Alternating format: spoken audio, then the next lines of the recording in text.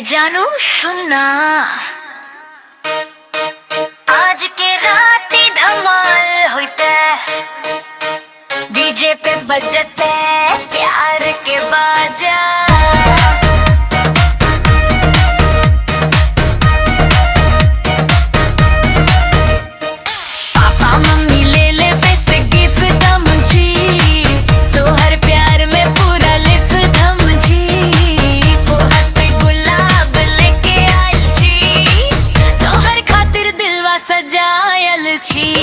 नकाक से बोलू तो लागे कमाल, तिक तराय हो जाए बवाल। जनाब जरा पास में आबू, दिल के धड़कन हमारा सुनाबू। कंकोड़िया तो झूमेर जान, पूरा महफिल हो जाए हैरान। नाचा के सबके पागल करे, तोहर अदाओं पे दिलवा मरे।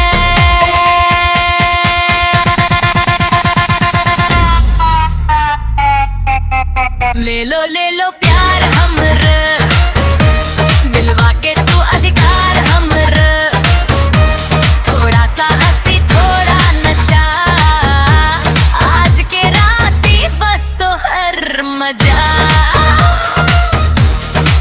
ले लो प्यार हमरे, दिलवा के तू अधिकार हमरे। थोड़ा सा हंसी थोड़ा नशा, आज के रात ही बस तो हर मजा।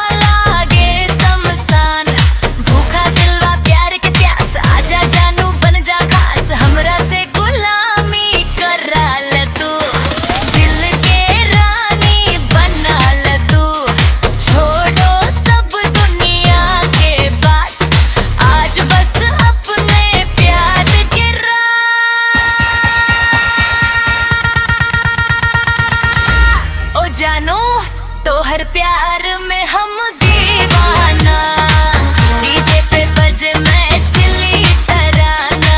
तोहर प्यार में हम दीवाना, डीजे पे बजे मैथिली तराना। ले लो प्यार हमरा, दिलवा के तू अधिकार हमरा।